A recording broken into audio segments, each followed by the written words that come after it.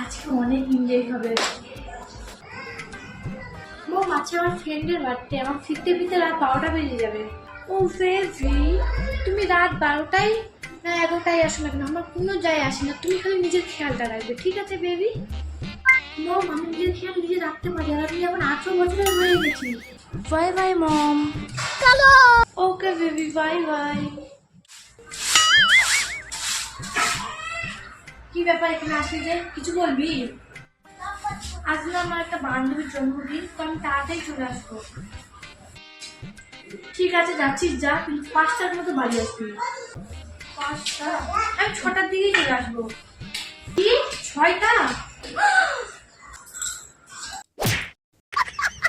বলছি বাইরে কালকে যাস, ঠিক আছে?